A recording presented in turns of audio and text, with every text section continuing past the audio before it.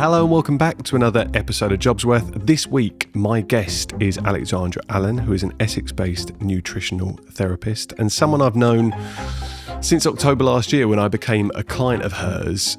The experience I've had since working with Alex has been nothing short of life-changing, and as easy as it would have been to make this a whole episode dedicated to me saying how great she is, and there is a fair amount of that, Alex, I think, encapsulates everything that JobsWorth is about. She describes herself as having been lucky enough to have had 2 careers in her life. And yeah, that's what we're trying to, I guess, inspire people to look at doing. If you are part way through your journey with work and are inspired in any way, shape or form to change things up, then we want to make that as accessible as possible. And Alex is a shining example of how that can work out in the best possible way.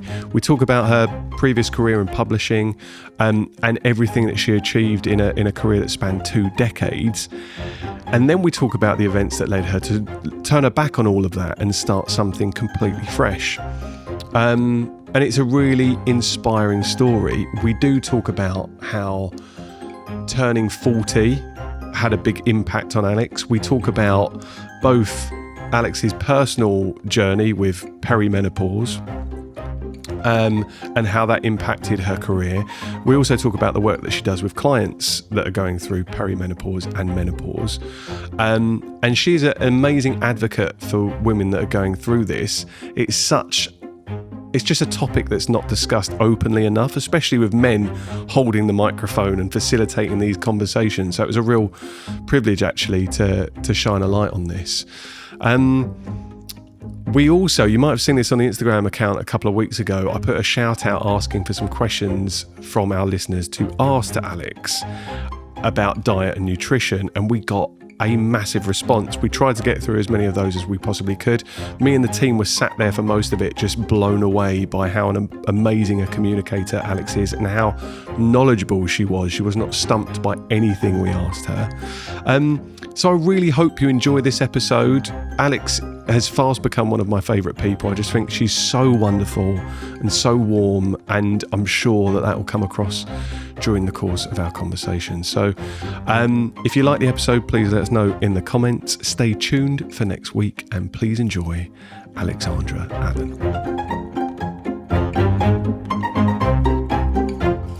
What we're going to do, we are going to start with the opening question to the podcast. And if you've listened to any of them, you'll know that this is coming anyway. Mm-hmm. But when you were younger, what did you want to be when you grew up?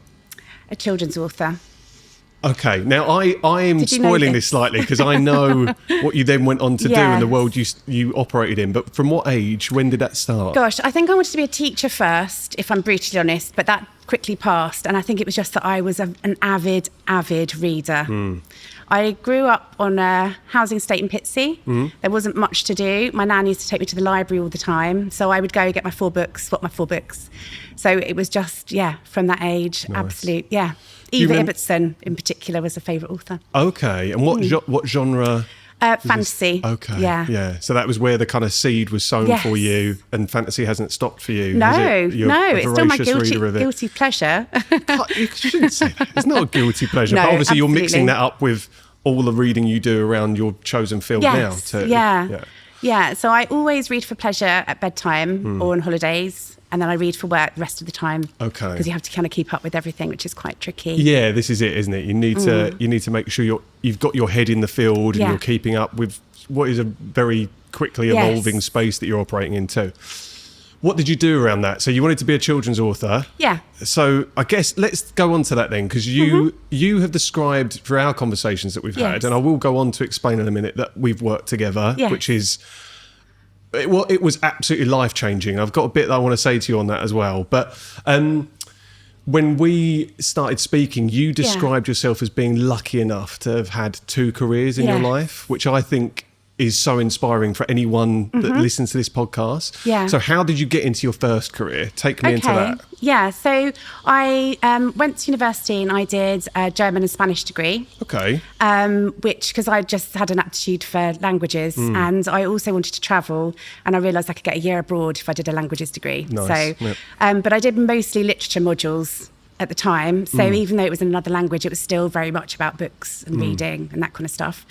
So I kind of realised through the degree process that working in publishing was really what I wanted to do, specifically children's books. And so when I came to the end of my degree, I was very much trying to get into publishing, and it's quite difficult to do, particularly back in the 90s. Right. There was a lot of nepotism, Okay. a lot of people kind of, and obviously I was not from the kind of usual background of someone going into publishing. And I was very lucky that someone on my stepdad's cricket team worked in the finance department for Phaidon, the art publishers. Wow. Yeah. Okay. Random. Yeah. They wanted someone over the summer. They were paying 10 grand, like pro rata over the year. So it was a really tiny salary. Yeah.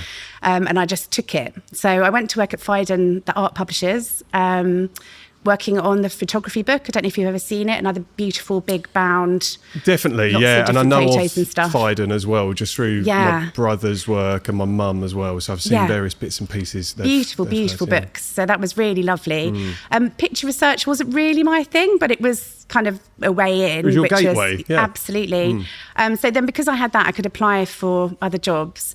I was thinking I wanted to be an editor, but working at Phaidon, I realised there was another department that I hadn't come across before, which was foreign rights. Okay. So that's where you take a book and you sell it in many other languages, and then it gets to be published abroad and stuff. And the people in the foreign rights team get to do a lot of travel. They get to go to the Frankfurt Book Fair. They get to go on trips around the world. And I thought, actually, with my languages, that makes sense to me. Brilliant. So I was lucky enough to get a job at Scholastic Children's Books, who are brilliant children's publishers. At the time, they were publishing Philip Pullman's Northern Lights trilogy. Which I have to, quick sidebar, is my favourite trilogy of books ever. Oh my God. Yeah. It's and so The Spyglass beautiful. is my favourite book ever. Yeah. Yes. Which and is why wasn't we the shouldn't have BBC gotten... adaptation really good as well? I've got comments on that, but anyway, okay, maybe that's for another podcast. But absolutely. So and Horrible Histories, the Lovelies, which is a series that's still going now. Yep. So I went to work there as a rights assistant in the rights department with a really fabulous team, and I've had made friends then that I still have now, which is great. Okay. So then I went into foreign rights, which I loved. I moved from there to Orion Children's Books, where we did, again, things like Horrid Henry, lots of other really big series. Yeah. And I worked there for another sort of 5 years, basically up until I fell pregnant with my first child. Right, okay. By that time, I was the rights director there, so running the department, which was great, doing lots of fabulous trips around the world, going to the Bologna Book Fair every year. And then I asked if I could go part-time. So this was 2003. Okay. So it wasn't a time where flexible working was really very well received. My request sort of fell on deaf ears. They said I could still do my job in 4 days rather than 5. But So I condensed hours, I guess we'd call that now. Yeah, but I already worked really long hours. And the idea of having a baby and having to go back to that, I didn't want to do it. So I very scarily just handed my notice in. Okay. And Wow. worked out, basically, we were trying to work this out all through the pregnancy, and then as I had my baby, and I was they couldn't offer me a job, so I had 3 months gardening leave. Right. And then I was kind of set free from there, really. Okay. Thank you for that, because you've managed to bridge Sorry. a lot. No, but that's brilliant. No, thank you, because it is an art form, being able to do that in a concise way, but touch upon all the points that you've done there. How big a decision was it at that point, after just having your child, to hand your notice in without the promise of anything else to go on to? And from a career and an industry that you dreamed of getting into and you loved. Worked with such wonderful people. It was very frightening. I had to talk with my husband about it, because at the time I was my salary was more than his at that point. Never to be happened again, but it was then. And so I had to talk to him really about whether we could do it. He was hugely supportive. I wanted to do it. It wasn't that I was forced to do it at all. It was something that I really wanted to do. Right. I wanted to be around for my kids. I only had one at that point, but in the future. So yes, it was tough. And I spent a couple of months of that gardening leave thinking, what have I done? Where am I going to go? Should I retrain? Should I do something else? I thought, no, I love this. I want to carry on doing it. And then I was incredibly fortunate that someone I'd worked with before, who worked in a new company now, approached me to see if I would come and help their rights manager set up a new children's rights agency. Right. Okay. So that wasn't your swan song in No, the publishing it wasn't. world, in the book world. No. Yeah. Okay. So I went to. So I started that new job. We started with a list of 6 books, and she was also called Alex, the girl I was working with at the Not time. confusing at all. And then we built this great literary agency that went on to be the world's #1 children's rights agency. Oh my God, Alex, I never knew that, which is obviously, I mean, I don't need to know it all because it's why we're doing the podcast in the first place, but that's incredible. It's great. We had a fabulous team that we all worked together, and we represented lots of different publishers and agents, some American publishers and agents. So we did things like Gossip Girl, Vampire Diaries, all of that kind of stuff. That's incredible. And it was amazing. And I loved it. And we built something between us, our lovely team, and we built something that was really special. It's still going now. That's amazing. Yeah. And did that give you the balance that you were looking for? Because you've stepped away from one job because the part-time angle for you just wasn't going to work, and you wanted to be present for your kid, and then what went to be kids, children. So did it give you the balance that you needed? It did. So Chris Snowden, who was the MD of the company that was looking after us called Working Partners, they were very forward thinking in terms of flexible working. They were way ahead of the curve. So when he approached me about the job, they offered me a 3-day-a-week contract with only 1 day in London. Oh, brilliant. That is incredibly progressive. Because this was in 2000. So I started there. So I started there in January 2006. Yeah, that didn't really, those kind of working patterns and working arrangements didn't become common until post-COVID. I'm not supposed to say COVID anymore. No. But yeah, post-pandemic. Absolutely. Yeah. And he did it for the whole team, men and women. So there were some writers who worked as editors, and they were able to work, just 3 days and then write other days. And I think it was very, very forward thinking. And it enabled me to do something really exciting that I could get my teeth into, but still spend the majority of the week at home with the kids. When you left the previous job, because they wouldn't let you go part-time. Yes. Did you said that you had the thought to retrain. Was there any part of you that thought about what you may go on to do? Was that in the landscape at all at that stage? It really, well, there was a bit at the back of my mind because, so what brought me to my career that I am now is I have polycystic ovary syndrome, PCOS. And it meant that when I was pregnant with my daughter, I got gestational diabetes. And the support that I had around that was very, very slim. Like there was very little information. All I knew that I was supposed to keep my blood sugars down and I was supposed to keep my weight down, but I was not really given any support as to how to do that. Okay. So I think that was my first foray into looking into nutrition and trying to work out what it is that I needed to do. And that was because your own experience with the guidance you were given was pretty much non-existent. Yeah, really is. And unfortunately, it doesn't appear to have changed much 20 years later. Yeah. So at that point was really when I started looking into it. And then I had my son 3 years later, and my gestational diabetes was worse. So I had to actually administer insulin with the second pregnancy, which is why we didn't go on to have any more kids, because they can be quite high-risk pregnancies. You have to be careful. Okay. So yes, I started to really get into nutrition and working out, and I was really careful around supplementation and all of that kind of stuff. So I really sort of went down a bit of a rabbit hole at that point. But it makes so much sense because you're doing the best you can to look after yourself, because no one else, from the sounds of it, was going to do it for you, and that advice, that guidance, that information just wasn't there. And as you say, until I met you, and my goals and the reason for coming to you was obviously very different from yours. Yeah. But it just opens a world that isn't accessible, I don't think, to your standard person that wouldn't know where to look. I think it's even worse now because the amount of information out there is just mind-blowing. So most of the time when I speak to clients, they're just clueless, not because the information isn't there, but they don't know how to find the information that's correct. Yeah. And there's lots of people with lots of agendas. And the thing is, we have to remember that everybody is individual. So what works for one person isn't necessarily going to work for you. Yeah. And I think lots of people find it really impossible to get to the bottom of what's going on. I think, talking from personal experience, it's very easy to go down social media rabbit holes with certain influencers or certain people that have an agenda, as you say. But then you see the counter argument, and then you don't know who to trust. And then you Absolutely. really don't know which way to go. So you do nothing and you carry on with some of the habits and the things that you've been doing for years because, you know, it's so confusing with the advice that's out there. So I completely understand why you went down that route. Take me back then, if it's okay, to the point. So you've set up the global #1 children's literary agency. It was for a while. I don't know if it's huge. still now, but That's a huge achievement. Yeah. So you're back in. You've been told, no, you can't go part-time. You're back in the world that you love, Yes. the thing that you wanted to do. Yeah. And then you make the decision to stop again. How did that come about? So I turned 40. Okay. That's it. Yeah. I was actually, so half of our team was in New York, and we'd gone to New York for a visit to see some of our clients and see them. And on the way home, I was just perusing the bookshelves in the JFK, whatever, and I found a book about the microbiome. And I was like, oh, that looks interesting. I knew a bit about gut health.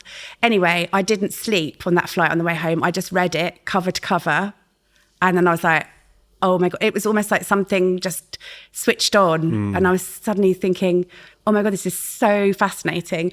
So I became a complete bore. I was talking to everyone at work about it, going, have you done this? And I kept reading more about it, and it was just amazing. It was so interesting. And I'd kind of got to a point where the business was where it was. And I was thinking, okay, what would the next steps be? And it would be either to go back into another traditional publishing house, maybe to go out and set up on my own. But what we'd set up was so great, I wouldn't necessarily want to do that. Yeah. And I just thought I can either stay here doing this forever, or, as I said to you, I could be lucky enough to go and have a second career doing something that I love as much, but in a different way. Does that make sense? It makes complete sense. Yeah. And when I heard you say that the first time in one of our sessions, I was just thinking, what a lovely way to frame it. Because you said I was lucky enough to have a second career, which I think for a lot of people, the prospect of that scares the shit out of them. Sorry to swear, but it does scare the life out of them. Yeah. But yeah, framing it like I'm lucky enough, I'm fortunate enough to have done that, I think is brilliant. Not that you knew at the time you would then go on to be as successful and renowned as you are in the space that you're working now, but you knew that you had the passion there. You knew that you had this love of it and you wanted to invest your time and energy into it. So yeah, it makes complete sense. And I think because and obviously we did this as a team, this wasn't just me, we built this agency from nothing, I sort of realised that it's possible. Yeah. That there was part of me that thought, okay, you can build something from nothing. So I think that, and obviously selling foreign rights is all about negotiating contracts, doing deals, that kind of stuff. So it gives you a bit more of I'm not so worried. I'm happy to take a few risks. Okay. Does that make sense? Yeah, in that instance. So, but I was lucky because I had a supportive partner who was happy for me to leave a very well-paid job to retrain. Yeah. Yes. Well, thank you for acknowledging that, because I think that's important. Because there are some people that might be listening to think, and they'll be interested to know what was going on in and around that. And not everyone has that support. But it's great that you had it, and it still doesn't diminish how scary it is to leave that, because you've got all of your identity wrapped up in the space that you're operating in and working in. For sure. Can I ask a very quick question? Yeah. Your dream was to become a children's author. Yes. You didn't quite do that. And was there a part of you that thought, I could? You could still do it? I could still. No, I couldn't, because once you've worked with authors and you see how amazingly talented they are, I realised that my role was to help to get their work out into the world rather than do my own. And I think it's yes, I'm sure I could write, a board book or something like that. But if I was going to do it, I would want to be doing it like Eva Ibbotson or Philip Pullman, and there is no way in a million years I would ever be able to do that. So I think it makes you a bit more humble about being a writer when you work with so many amazing authors. There's such a big part of me that wants to scream, and I think it's the parent in me now. You could do it, Alex, and how I was raised. You could 100% do it, but I do understand what you mean. When you've seen the bar and then you've seen the inner workings of how the creative process, and what a lovely thing to be able to identify yourself as a person that can help that out into the world. Yeah, facilitate honestly, that. That's the best thing about children's books, because children will read a book again and again and again and again. So you and I might read a book and then it goes on the shelf, or we lend it to a friend or whatever. But if you think back to when you were kids, or your children, I know it. I'm going through it now. Yeah, and that book becomes like a part of their being. Like, it's amazing, the power of literature, of like kids' literature. And I think it's more difficult to write a children's book than it is often to write, sort of an adult page turner. Just because you have to get that tone right. Yeah. You can't be condescending, you can't be patronising. You have to really get into their world, which is what the best writers do. Yeah, and since having my boys who are 7 and 4, I think you develop a much greater appreciation for that now. Yeah. Books that they're just enamoured with, and they ask you to read night. Yes. And my 4-year-old is like borderline. I don't know. It's too much. He's obsessed. Yeah.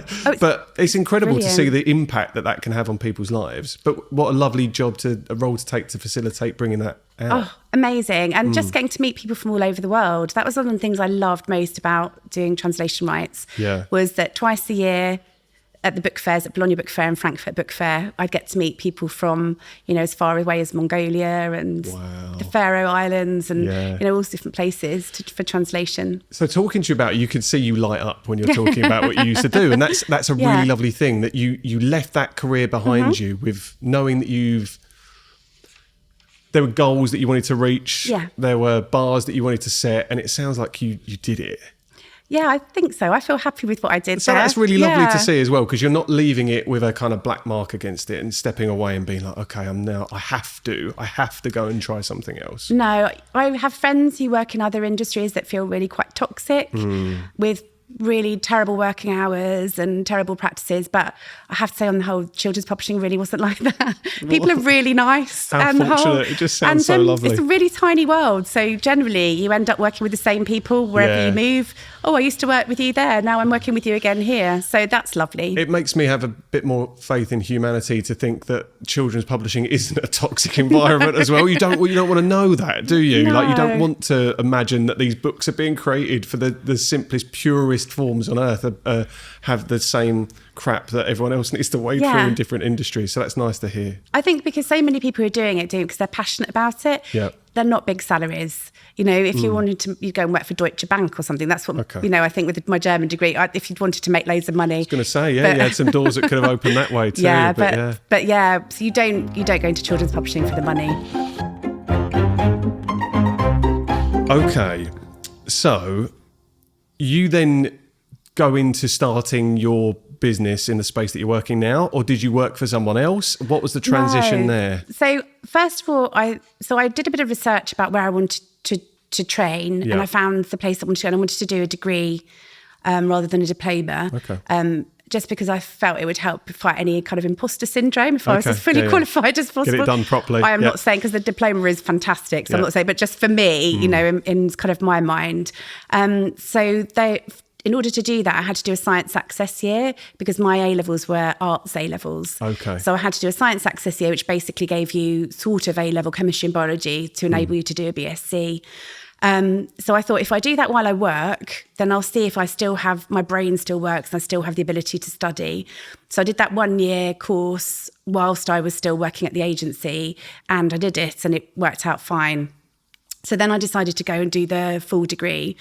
So at that point, I can't remember how long into it. I think it was into the first year of the degree. So after the science access year, I realised that I couldn't study and have a full-time job, because I was at that point, because my children were both at school, I'd gone up to 4 days a week. Right. So 2 days at home, 2 days in London.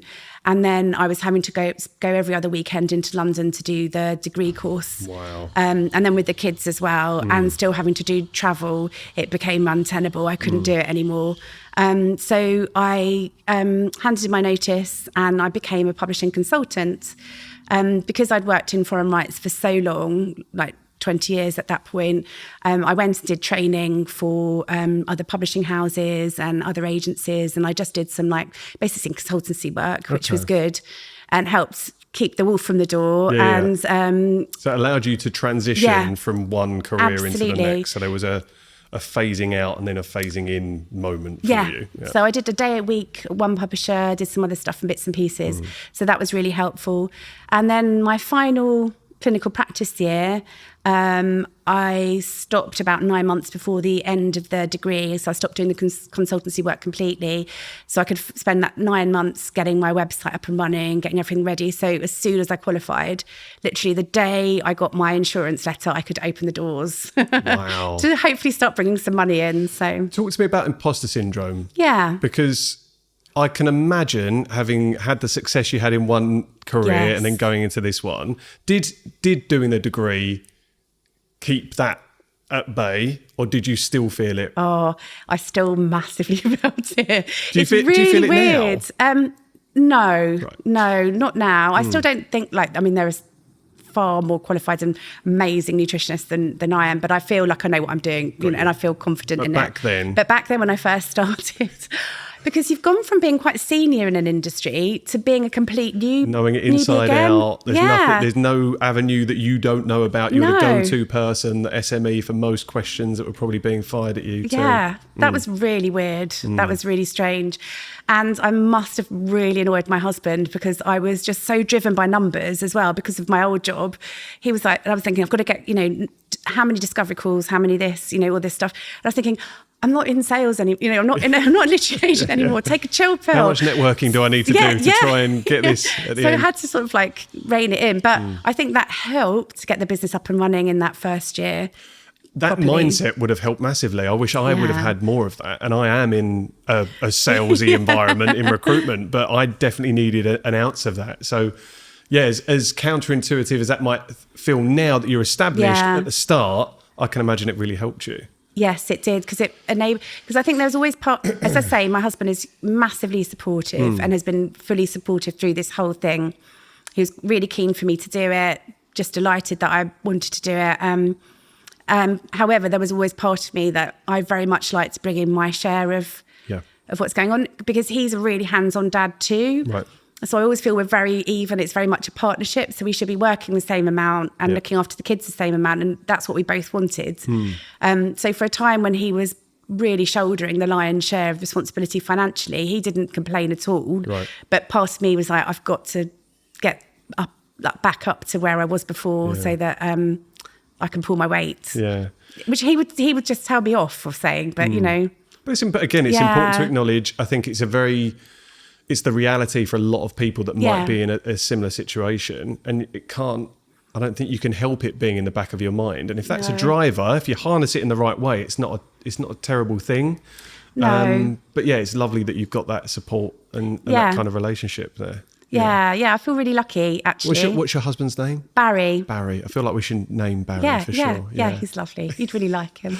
I'm sure I'll meet Barry. Barry, I need to meet you. Okay, that's really good. Was there a moment after starting that you still craved? Have you ever looked back and thought, not that you made a mistake, but you miss it? I really miss the people massively because they're just so lovely and it was so much fun. And it's quite recently been the Bologna Book Fair again, so they were all over in Italy in the the piazzas having cocktails and stuff, and they're sending pictures. I was like, I miss that. I miss seeing them all and having that lovely time. Yeah. But I was definitely ready for the intellectual challenge that comes with the job that I do now. Yeah. Because I'd got to that, when you've been doing a job for a long time, I got to the job where I could have done that with my hands tied behind, eyes closed, hands tied behind back. I get it. So, so the lifestyle, the friendships, the ways of working, some of the office stuff that maybe you would have gone through. I miss that. Yeah, but not the job itself. Okay. No, I think I was definitely ready to move on. Yeah. Yeah, for sure. What a lovely stepping off point, though, that you can get that and have that line drawn to then go into something else.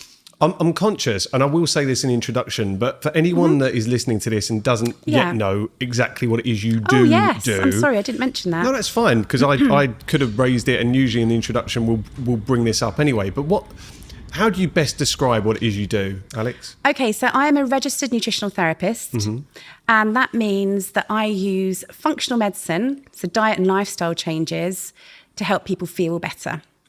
So you can use it for any different condition. I largely work with gut and hormone health, specifically PCOS, but I do work with people in perimenopause, people with IBS, or people who just want to feel better and stronger and healthier. Yeah. And it's so powerful. So nutrition and lifestyle medicine is what it's now called. Yeah, and I'll probably interject at this point just to say the impact you made on my life, because again, I've referenced this earlier, I've worked with you and still work with you now, and you have changed my life in all the most amazing ways. That makes me so happy, John. And I will say that maybe in a different post that we put up when we promote the episode, exactly what we did together and how you've kind of just opened my mind into the way that I could live a more optimal lifestyle, which is, I remember coming back to you in October last year with exactly that brief. I want to live a more optimal lifestyle. I want to be fit and healthy to run around with my kids. Yeah. And you have just changed my life in all the best possible ways. This isn't a big advert for you, Alex, but if I can give you that testimonial in a podcast you completely changed my life. So, you look very well, John. You look great. You're looking super healthy. Well, thank you so much. But that is in so much a huge part to the advice that you gave me and the support along the way. So for anyone that is listening to Alex's amazing description of what she does for a living, I'm talking to the listener now. If I can be the end product of that, or at least a real life walking testimonial of the difference you make, I can't thank you enough for what you did for me. So I will embellish on that or elaborate on that at some point as well. We are proud to be supported by friends of the show and previous guests, the local merchants. They stock some of the finest ready-to-wear brands in the world and now offer a made-to-measure service that, speaking from personal experience, will leave you feeling like a proper celebrity. Sam and Ed are known for phenomenal customer service and are now crafting tailored pieces so good, you'll start inventing reasons to wear them. Book your appointment online or in store and their beautifully designed space becomes your private dressing room, somewhere you can collaborate with the best in the business to create something for any occasion. Their knowledge of tailoring, materials and how a suit should actually look and feel is second to none. First piece or something special, you'll be in expert hands. The customization options next level. Cut, lining, lapels, buttons, buttonholes, vents. What even are vents? The whole experience first class. And for a limited time, JobsWorth listeners get 10% off purchases over £200 in store or online with the code JW10, including made to measure. So if your wardrobe's due an upgrade, now's the time. Visit thelocalmerchants.co.uk for more information. T's and C's apply. I want to go back to a point that you made earlier. You turned 40. Yes. Which I kind of glossed over at the time, but I think that's a big milestone for a lot of people when they see 40 looming, and I think it gets like 30, 40 and a decade starts to tick over. You mentioned in the form that I asked people to fill out before they come on that building something in your 40s and that kind of work that it takes. Yes. Something changes that's different from your 20s and 30s. Yes. So going into your 40s took more to do that. What was your experience of building a business from scratch then? Yes. So as a woman, the 40s are sort of probably a different decade than for men, because obviously you have a lot of hormonal changes start in your 40s.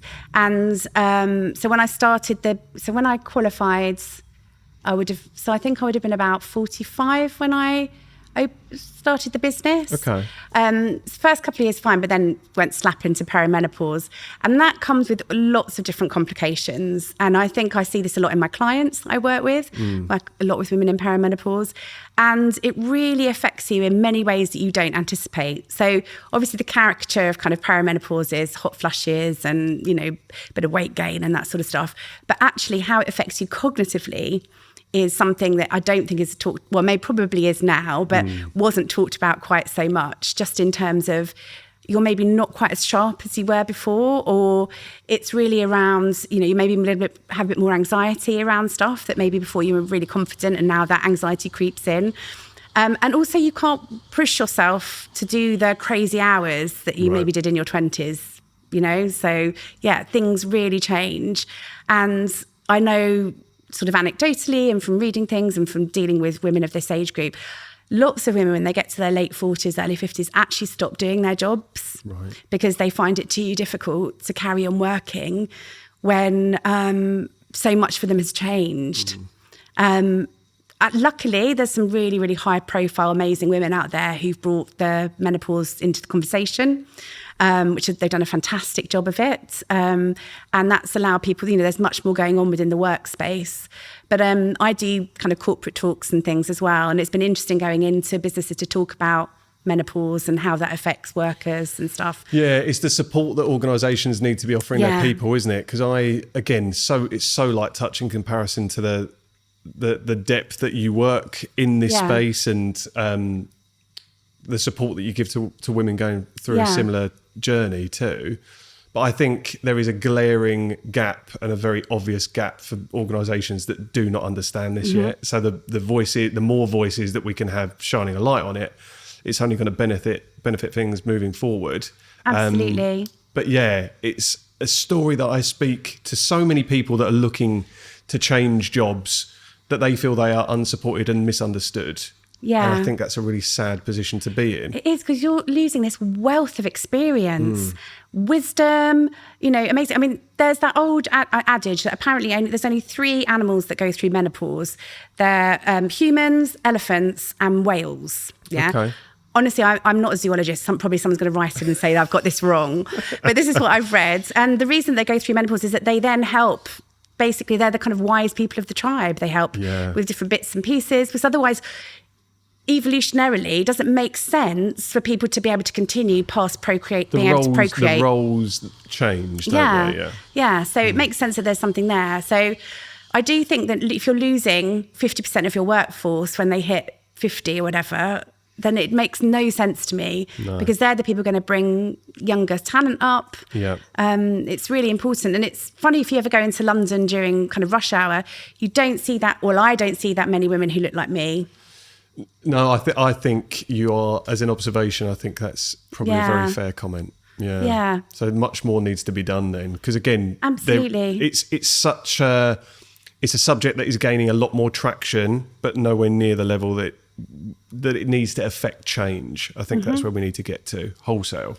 I really do think that, because it's not just about those hormonal changes that are happening. Women in their late 40s and early 50s, they tend to be the squashed middle. So they'll either have kids or teenagers. They're probably helping look after elderly parents as well. And I'm really not suggesting that men aren't in the same position, because I think that they absolutely are. But then it depends on the balance of that relationship. So often it does tend to fall more to the women. Yep. So if they're then trying to hold down a job as well, whilst going through these things that are making them feel really peculiar, it can be so tough. So I think it would be great, particularly for larger employers, to be doing stuff to really support their staff, or just to understand what that is, to give people, the ability to have leave if they need it, or menopause coaches or private GPs or whatever that can come in and support them. It starts with awareness, and then for a lot of organisations to be curious, and then to go and invest some money usually in learning, upskilling and putting that support in place. So that's a really good message, I think, to be putting out there. I've got some questions that I wanted to ask you, specifically that people have messaged in. Oh, great. And if it's okay, put you on the spot. So we put something out on Instagram to ask the world what they would like to ask of you. So now you've given a description of what it is you do.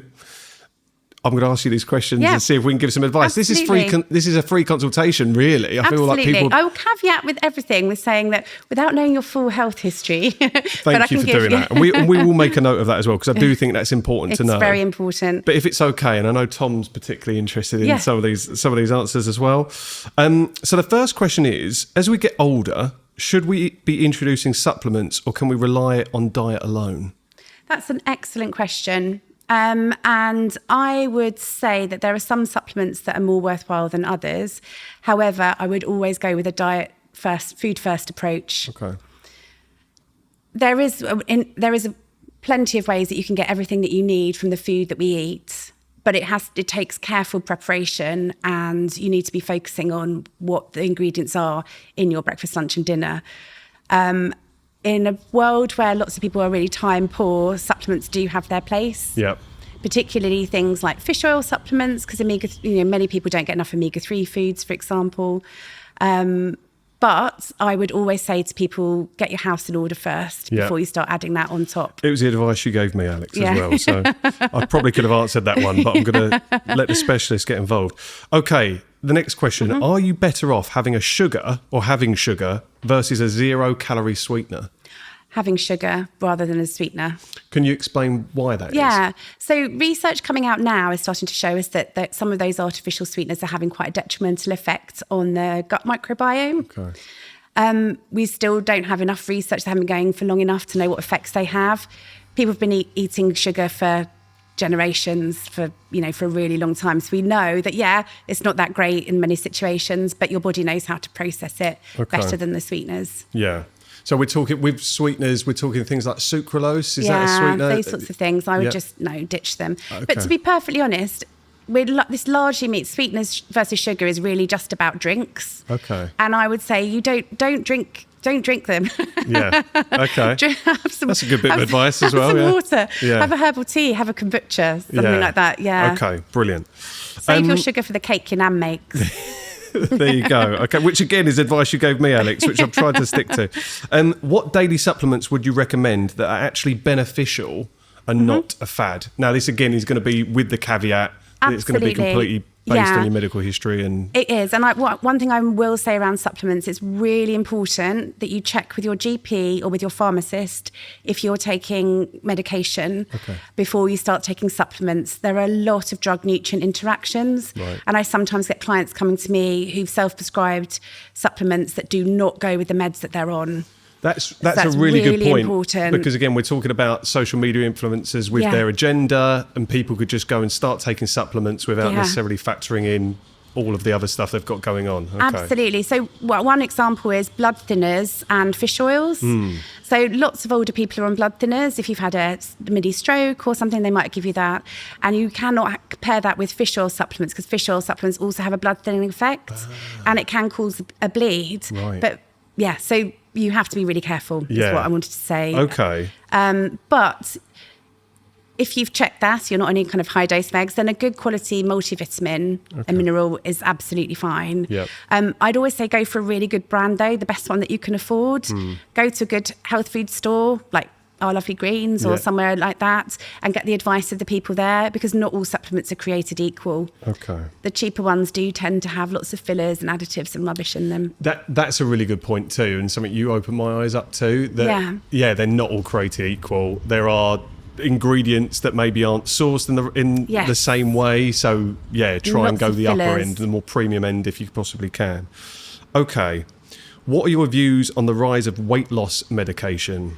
Well, that's really interesting because, again, it's not a black and white answer. And we will caveat the answer to all of these with that fact check, for sure. So what I'd say firstly is if you have a very, very high BMI and you're really struggling to lose weight, then using one of those, like Ozempic or Wegovy, can really help to kickstart that. But I would say you would need support if you're taking it around diet and lifestyle changes that you should be making, so that when you stop it, you don't get that weight rebound. Right. Okay. Yeah. Yep. But that's when I'm talking for people who are morbidly obese, who have very high BMIs. I find it quite worrying that there are people who are of maybe just slightly overweight or of normal weight who are using the medication to get slimmer, because it can have a detrimental effect on the weight loss that you're having, because a lot of that weight loss will be lean muscle mass as well. Right. It also really curbs your appetite, so that people are eating tiny portions. Again, if you've got a lot of weight to lose, that's the point of it. Whereas if you haven't, then again, it's going to eat away at that lean muscle mass, and you're not going to be able to get the nutrition that you need at every meal. Okay.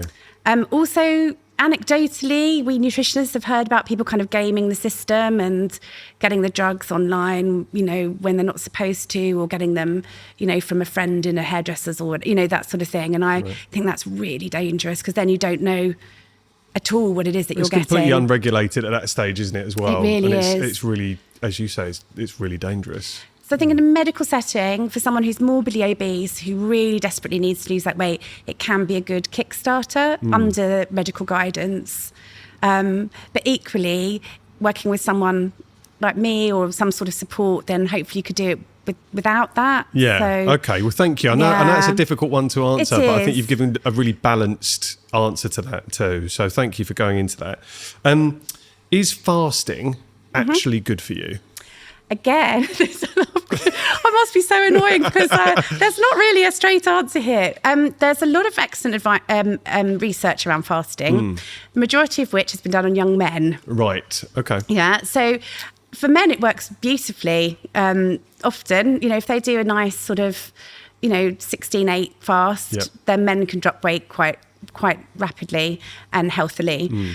It doesn't work always so well for women because it can put a bit of stress on your body, can mess with your thyroid. And so when I was looking around it, because there was a bit of a fad for people in perimenopause trying fasting, and when I was looking around for research for women of that age, I could find about maybe one research paper which had like 12 participants. Wow. It really hasn't been proven. Because fasting, again, I think is seen, it's not touted as a male dominant bit of advice, is it? I guess that's an awful way of describing it, but hopefully you understand what I mean. And I think so many of the experiments and studies that are done on men and not women, as I've come to learn so much more from listening to a whole host of podcasts. But yeah, I think there are so many women that would take on that fasting advice without, again, not necessarily looking into the studies that have been done. Absolutely. So I work a lot with women with polycystic ovary syndrome. And this is where the whole idea of individualised nutrition is really key, because every person with a different condition will have something different. So women with PCOS, there are money drivers that are causing their weight gain and the symptoms that they're having, one of which is stress. So if you put your body under additional stress, that's actually going to make your condition worse. And fasting, I had some clients come in who like eating in a 4-hour window and then fasting for 20 hours. Your body, it thinks you're in a famine. And so it tells your thyroid to slow everything down. Let's batten down the hatches, conserve all our energy until this is gone, because women's physiology is so different from men's. So fasting can work for young men, maybe even older men, and there's research to prove that, but there isn't so much around women, so I'd be really careful. So I think if you're a woman who's very carefree, living a lovely life with no stress, menstrual cycles are perfect, then maybe a bit of fasting might work for you, but I'd be really careful around it. Okay. But, sorry, and there's another... Go on, I love it, go for it. Fitting your food within 12 hours is really important, and I wouldn't consider that to be fasting. Okay. We now have a very, very long eating window, or many people do, and that's not actually very good for our guts. So trying to keep your food in a 12-hour window, I would consider just normal eating, not fasting. Yeah. So that means if you have your breakfast at 7, you should be finishing your evening meal by 7 to allow your body to have that lovely 12 hours overnight where your gut clears and everything does what it needs to be done at that point. Because we're also trying to factor in one of the most important things that we need, which is sleep too. So if you're sleeping for 8 hours. 8 hours. Yeah, there's 4 hours where you're not eting in a day. Yeah. So that should be pretty achievable when you're breaking it down like that. It should be, but people snack a lot in the evenings. Yes. And that's a habit that we need to break. Yeah. But if you're sleeping, you're not digesting. If you're digesting, you're not sleeping. Okay. So if those two things cross over. So I always recommend people to stop eating at least 3 hours before they go to bed. Yeah. Okay. Thank you for fielding those, because that is some free consultations for people that took the time to message in. So I really appreciate that. You seem like the best person, I think, one of the best people to ask this question to. I'm going to ask for a bit of advice now for anyone else that's maybe looking to change career. I termed it in a slightly different way because I didn't know the backstory about why you left your first career completely. I know you touched upon that before, but I've asked, what advice would you give to someone stuck in a career you no longer love? But I don't think that was ever you, because you weren't stuck in a career you didn't love. But maybe I can rephrase and say, what advice would you give to someone looking to change career or looking to transition into something new? Don't be scared. Is the first thing I'd say. Do your research. Find out what you need to do to be doing that new job. See how much money people are earning doing it. Save up so you can have that time off to do it. But don't be afraid. Honestly, I've yet to meet anyone who's done this who hasn't thought it was the best thing. Yeah. Very few people regret changing their careers. It's wonderful. It's just wonderful. You can see that when you're saying it as well. It's so inspiring to see. I feel so lucky. Okay, right. We are going to play a game. Yeah. Oh, this is exciting. Have a little sip of water Please first. do, yeah. So what we're going to do is a game of higher or lower based on how much fibre. This is so niche. How much fibre is in certain food products? It's very important. Can I quickly add? I've yet to have a client who eats enough fibre.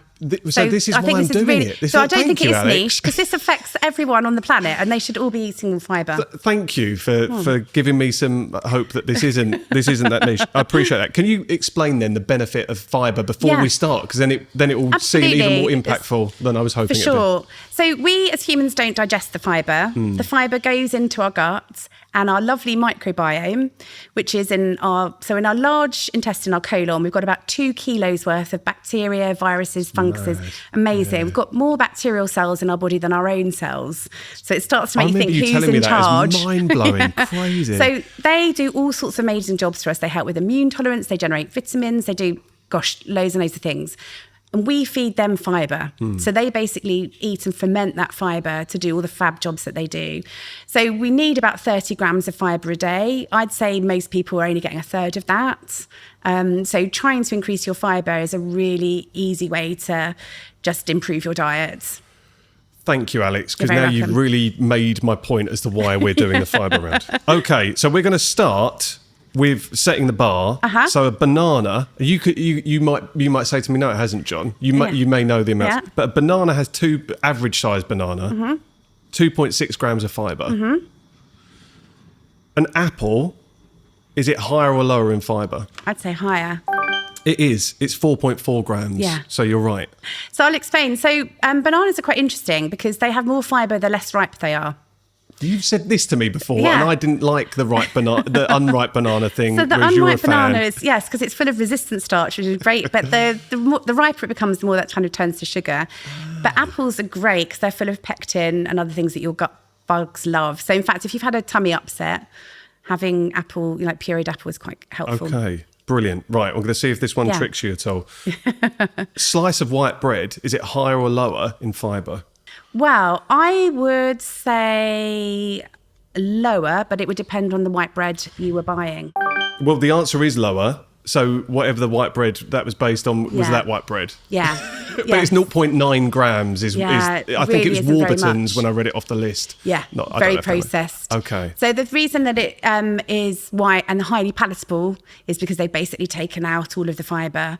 Right. And so it's really just a starch that's going to be rapidly turned into glucose when you eat it. Okay, understood. So this kind of leads nicely onto the next one, which is a slice of wholemeal bread. Is that higher or lower in fibre than the white bread?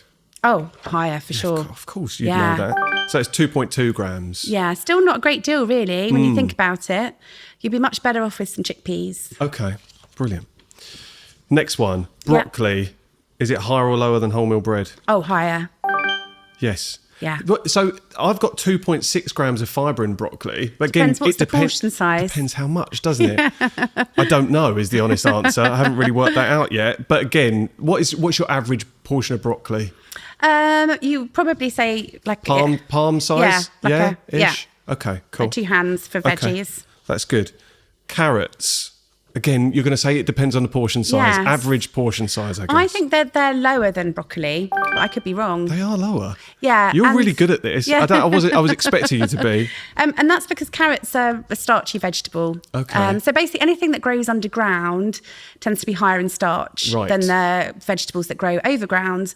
So if you're looking to reduce, your starch or carbohydrate, then going for those kind of leafier green overground vegetables is a better way to go. Option. Okay, brilliant. Avocado, is it higher or lower than a carrot? Higher. It is higher. Do you want to have a stab in the dark for an average avocado? How many grams of fibre you might expect to see? Like 4? It's 5. 5, It's really good. Okay. It's really good. Yeah. And so it's we good should full be of eating lovely healthy fats as well. So there's some advice out there is if you eat too many avocados because of the fats, that they can be a bad thing. No. I guess, no? They're healthy fats. Okay. Yeah, they're healthy fats. They're monounsaturated fats. So for anyone that loves an avocado, don't Yeah, don't hold back. Don't hold back on the avocados. Okay, brilliant. That's why I have a problem with some of the, I won't name them, but some of the very famous nationwide diet plans. Okay. Where they tell you that it's okay to eat a bag of Quavers, but you mustn't have an avocado. I mean... Because they're just focused on the energy. amount of fat or the calories in there. Yeah. Right, okay. It's very frustrating. Okay. Porridge oats, higher or lower than avocado?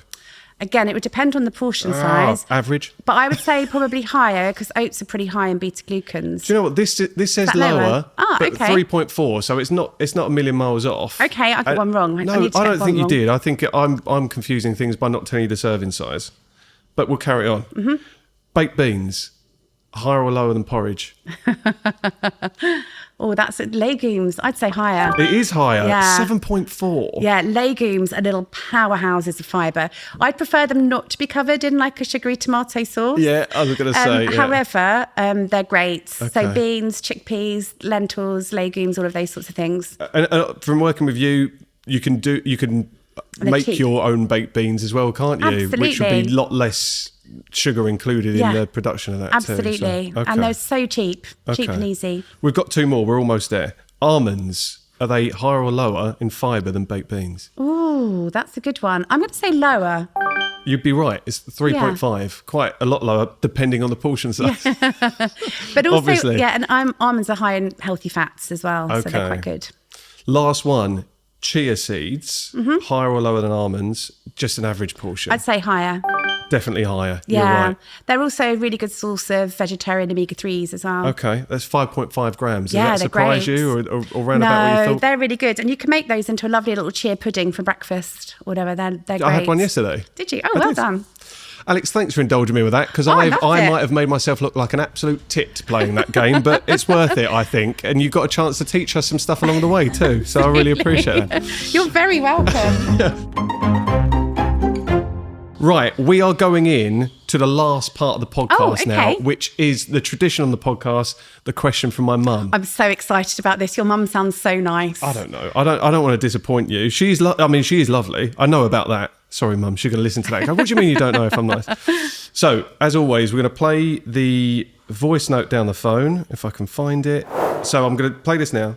Hi, Alex. Are you surprised that doctors spend so long studying to become a doctor, but they actually spend such little time studying nutrition? Thank you. Yes, I agree. Mum's followed that up with, that is a fact. Yeah. So she really strongly believed in that one. To defend doctors, they have to know pretty much everything. You know, they're doing all sorts of stuff. But I do wish that there was more of a focus on diet and lifestyle changes rather than just medication. There are lots of really brilliant doctors out there now who are starting to have a functional medicine approach. So I'm part of the British Network of Functional Medicine Practitioners, which is a really lovely free organisation that there are many nutritionists are in, but also there are lots of GPs, dentists, consultants, osteopaths, lots of people coming together, realising the power of diet and lifestyle. So your mum is absolutely right, but I'm hoping that the tide is changing. And I know that locally, anecdotally, people have been getting some great advice from some of their GPs around things that they can do. But bear in mind, when I see you or see other clients, I'm seeing you for 45 minutes. Our initial consultation is an hour and a quarter, an hour and a half. The amount of time I have to delve in is much more than the 10 minutes that an NHS doctor gets. So, again, I'm doing a very balanced answer, aren't I? You are, but I think you're just accepting the constraints that are there in one side of the fence and what you're able to do. I think time plays such a big factor in really it, doesn't it? To really understand someone, you need the time to dive in and really get to know about them. My hope is that people like me, well, my profession, will be more accepted within the NHS, because I think there's so much we could do, particularly for those chronic lifestyle conditions. So things like diabetes, heart disease, and all those sorts of things. Yes, then medication plays a part in it, but the amount of difference you can make with diet and lifestyle is huge. And so if they could then be referred out to you know, a nutrition practitioner, it could be life-changing. And and that's where I think we're falling short. And it would save the NHS money in the long run. It's crazy even to hear you say, if your profession is accepted by the NHS. Yeah. This is not some witchcraft or voodoo that you're putting out there. Very evidence-based. This is grounded in evidence and science and as factually grounded as it can be. So I think a lot of people would be shocked to hear you say that this is not generally accepted, or it's not widely accepted yet. No. But hopefully, as you said, the tide is turning there. It is. And there are little pockets around the country where there are different like kind of GP groups and stuff who are starting to bring nutritional therapists in.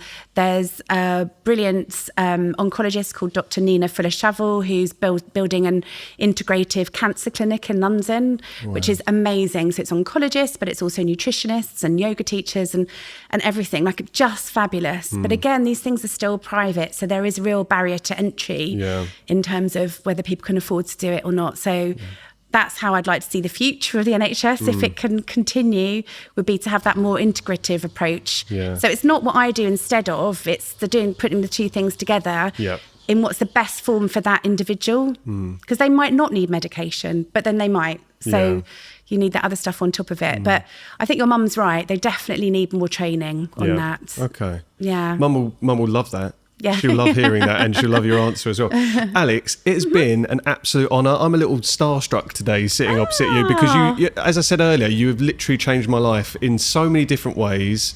And it was an honour when you said yes at short notice to come in on a Monday evening to record too. It's genuinely a really lovely experience, and I enjoyed our session so much. And I hope that anyone listening to this goes away and does a bit of research or is inspired to start something new, both career-wise, but also maybe start a new part of their health and wellness journey too. So thank you so much for taking the time to speak to me. You're very welcome. Thank you for having me on today. No, you're welcome. Thank you. Cool. Alex, that was so lovely. You're amazing. You're amazing.